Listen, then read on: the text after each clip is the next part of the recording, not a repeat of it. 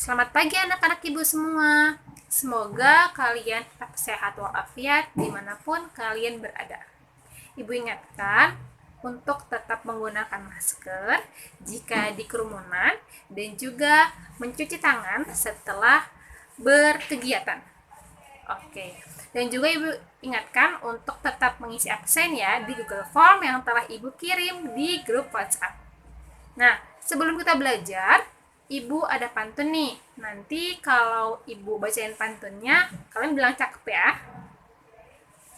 Harum sekali mangga ini. Cakep. Tapi sayang cuma titipan. Cakep.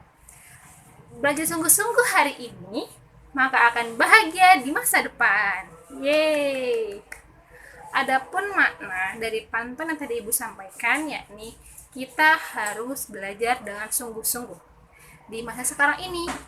Karena apa? Supaya nanti di kemudian hari kita bisa mempunyai ilmu yang bermanfaat sehingga membuat hidup kita bahagia. Amin. Jadi semangat belajarnya. Oke, pagi ini insya Allah kita akan belajar bersama-sama mengenai bagaimana cara menentukan domain atau daerah asal dari suatu fungsi kuadrat dan juga bagaimana cara menentukan range atau daerah hasil dari fungsi kuadrat.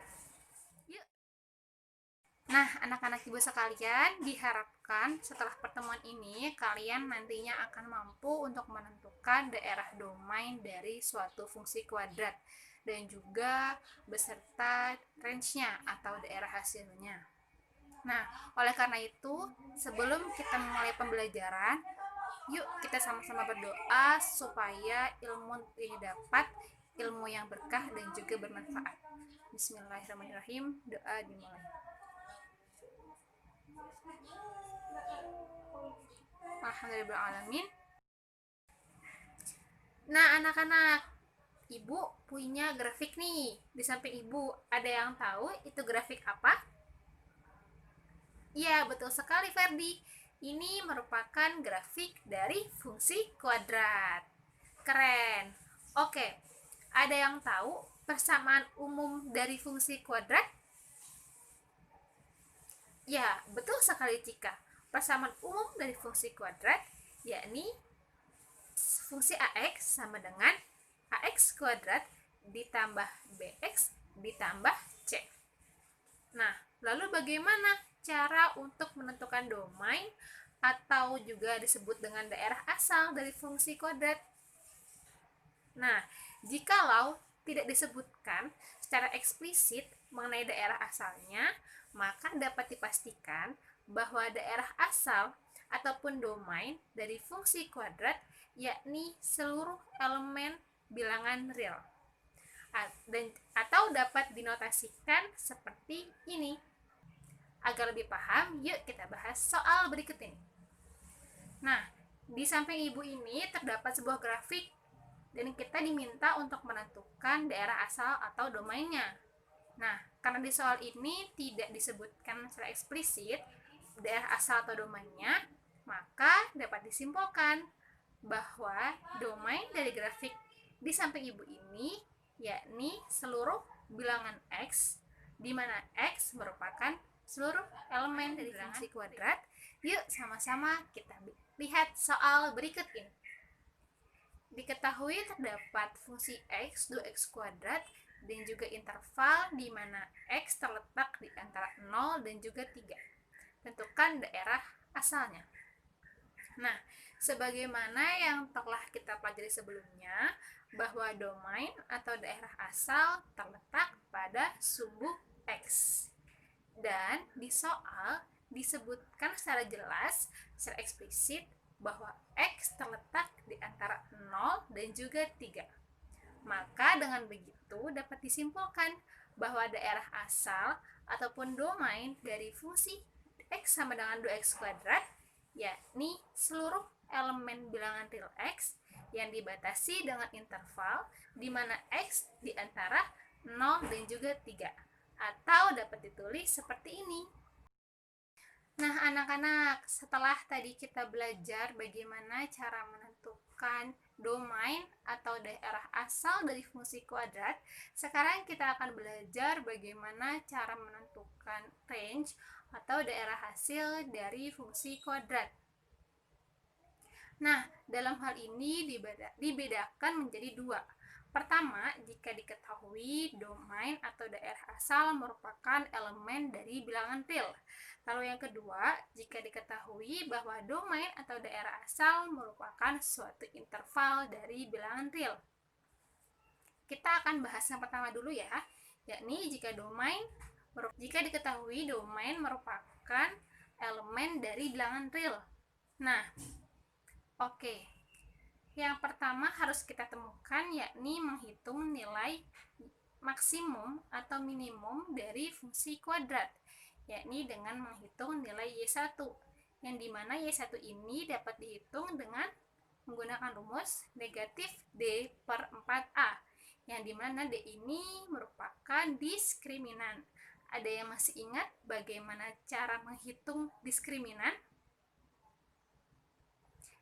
Ya, betul sekali Cika, yakni dengan menggunakan rumus diskriminan sama dengan B kuadrat min 4AC.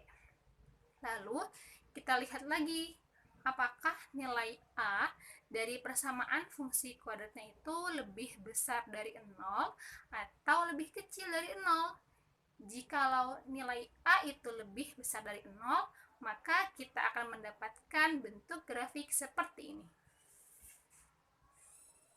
Nah, karena bentuk grafiknya seperti ini, maka otomatis kita akan mendapatkan titik balik minimum, yang dimana nantinya kita akan mendapatkan daerah hasil atau range seperti ini. Ya, oke. Lalu sekarang bagaimana jika nilai A itu lebih besar dari 0? Nah, sama seperti sebelumnya, kita juga harus menentukan berapa nilai dari maksimum atau minimum dari fungsi kuadrat, yakni dengan menghitung nilai Y1 negatif D per 4A. Nah, karena di sini kasusnya A itu lebih kecil dari 0, maka kita akan mendapatkan bentuk grafik seperti ini.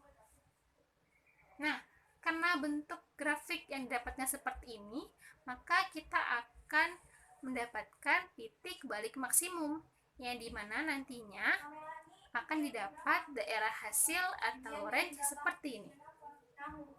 Nah, dimana Y itu lebih kecil sama dengan dari Y1 dan Y merupakan elemen dari bilangan real.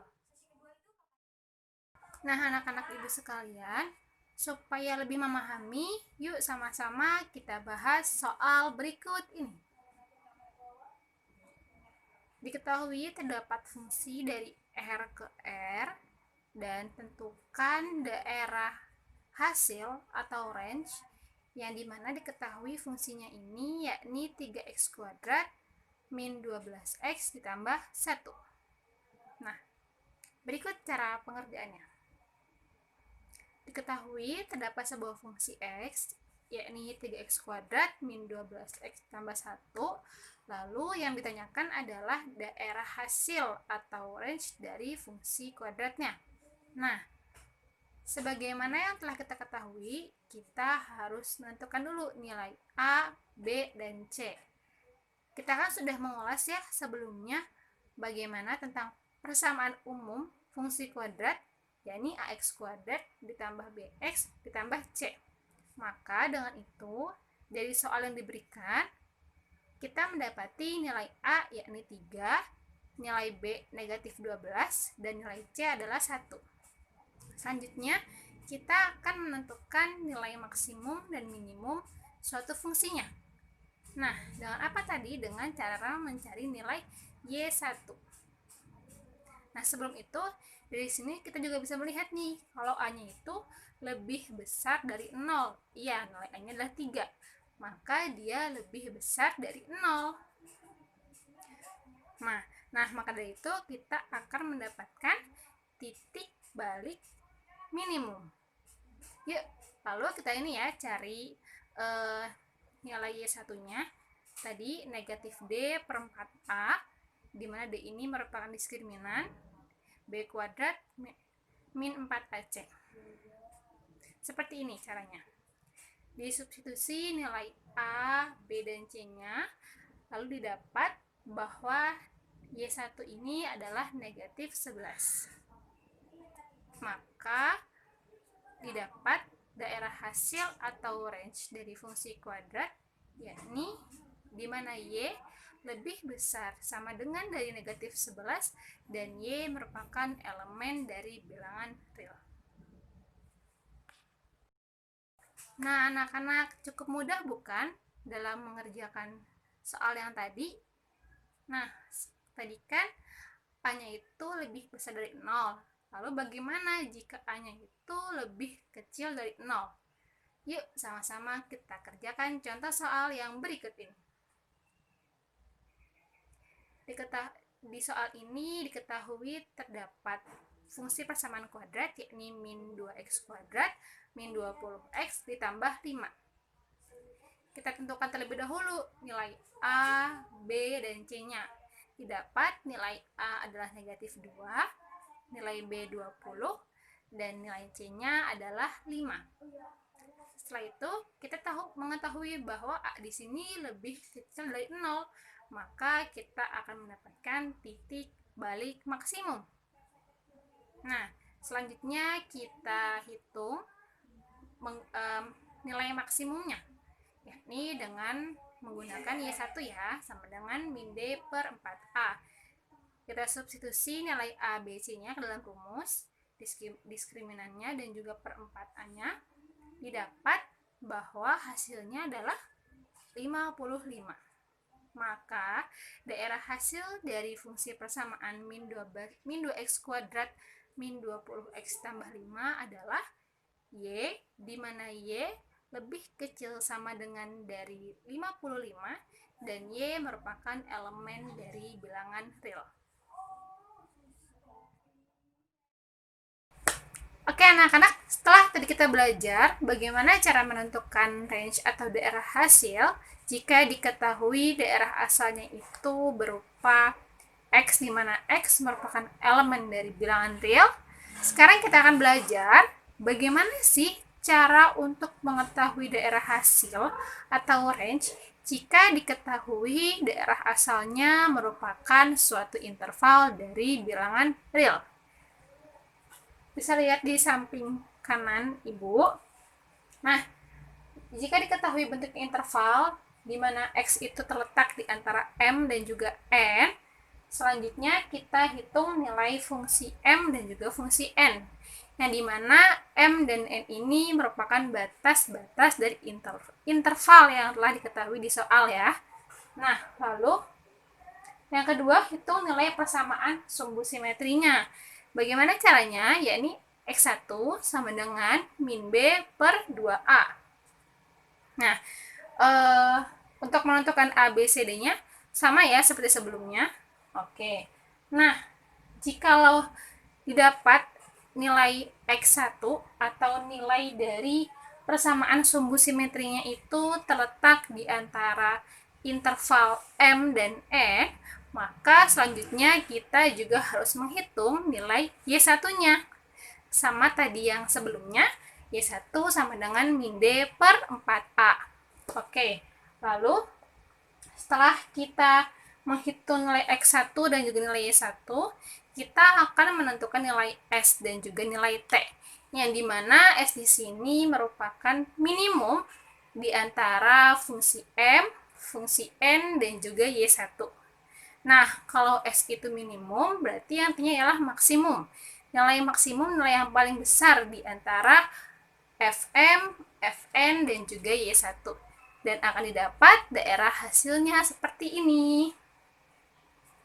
Nah, di mana Y itu terletak di antara S dan T, dan Y merupakan elemen dari bilangan real. Oke, tadi itu jika X1-nya terletak di antara intervalnya. Lalu bagaimana kalau ternyata X1 atau nilai dari persamaan sumbu simetrinya tidak terletak di antara interval yang diketahui di soal? Nah, kita tidak perlu mencari nilai Y1 jika diketahui X1 tidak terletak di antara interval. Kita bisa langsung mencari nilai X dan juga T-nya. Yang dimana S-nya ini nilai minimum di antara fungsi M dan juga fungsi N. Ya, dan juga nilai T-nya itu nilai maksimum di antara fungsi M dan juga fungsi N. Maka akan didapat daerah hasil atau range-nya seperti ini. Di mana yaitu sama ya, terletak di antara S dan T, dan Y merupakan elemen dari bilangan real. Nah, untuk lebih memahami, yuk kita kerjakan contoh soal bersama. Ya, di sini diketahui terdapat suatu fungsi dari A ke R, yang mana fungsi X-nya itu X kuadrat min 10X ditambah 3. Nah, dan juga ada juga di sini dan A sama dengan suatu interval di mana X itu di antara 4 dan 8, dan X merupakan elemen bilangan real, atau juga di mana 4 itu lebih kecil sama dengan dari X dan X lebih kecil sama dengan dari 8.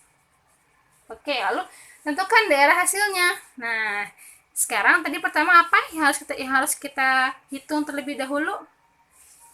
Ya, jika betul sekali, kita harus menentukan nilai dari fungsi M dan juga fungsi N-nya. M-nya berarti berapa? Ya, M-nya adalah 4 dan N-nya adalah 8. Yuk kita cari fungsi M. Fungsi M-nya cukup mudah. Nilai M yaitu 4 disubstitusi ke dalam persamaan X kuadrat min 10X ditambah 3. Dan didapat nilai M itu adalah negatif 21. Nah, sekarang kita mencari nilai dari fungsi N. N-nya itu adalah 8, ya, dari intervalnya. Dapat dilihat ya, dapat dicocokkan. Nah, lalu disubstitusi nilai 8 ke fungsi persamaan kuadrat X kuadrat min 10X ditambah 3. Didapat fungsi N-nya adalah negatif 13. Oke, nah lalu kita akan mencari nilai dari X1 atau nilai dari persamaan sumbu simetrinya. Nah, tadi bagaimana cara mencarinya? Ya, min B per 2A. B-nya dapat diketahui ya dari persamaan fungsi kuadratnya. B-nya itu adalah negatif 10 dibagi 2 dikali A-nya. A-nya adalah 1. Didapat nilai X1 adalah 5. Nah, lalu kita lihat apakah 5 ini terletak di antara interval yang telah diketahui di soal? Iya, betul sekali. 5 itu terletak di antara 4 dan juga 8. Nah, karena nilai X ini terletak di antara interval, maka kita harus mencari nilai dari Y1. Ya, min B per 4A, sama kayak sebelumnya. Didapat nilai dari Y1-nya adalah negatif 22. Nah, selanjutnya kita akan menentukan nilai S dan juga nilai T-nya. Di mana S ini merupakan nilai minimum atau paling kecil di antara fungsi M, fungsi N, dan juga Y1. Mana yang paling kecil anak-anak? Ya, betul sekali. Yang paling kecil adalah negatif 22. Ini nilai Y1-nya ya. Nah, selanjutnya berarti kita akan mencari nilai T, yang dimana nilai T ini merupakan maksimum atau nilai paling besar di antara fungsi M, fungsi N, dan juga Y1. Mana yang paling besar? Ya, yang paling besar itu adalah negatif 13. Berarti didapat S-nya adalah negatif 22 dan T-nya adalah negatif 13. Selanjutnya kita tinggal masukkan ke dalam range atau daerah hasil. Maka RF sama dengan Y, di mana Y itu terletak di antara min 22 dan juga negatif 13, atau juga negatif 22 lebih kecil sama dengan dari Y, dan Y lebih kecil sama dengan dari 13, dan Y merupakan elemen dari bilangan real. Nah, anak-anak, alhamdulillah telah selesai materi hari ini tentang bagaimana cara menentukan domain dan juga range dari fungsi kuadrat. Ibu izin mengulangi hal-hal yang penting dalam pembelajaran hari ini. Yang pertama, dalam menentukan domain atau daerah asal, jika tidak disebutkan secara eksplisit, maka domain atau daerah asal tersebut merupakan seluruh X, di mana X merupakan elemen dari bilangan real. Nah, dalam menentukan daerah hasil atau mungkin range dibagi menjadi dua. Yang pertama, jika diketahui domain atau daerah asal merupakan X, di mana X merupakan elemen dari bilangan real. Dan yang kedua, jika diketahui domain atau daerah asal merupakan suatu interval bilangan real. Oke, dari Ibu cukup sekian. Mohon maaf atas segala kekurangan. Tetap semangat untuk belajar matematika. Wassalamualaikum warahmatullahi wabarakatuh.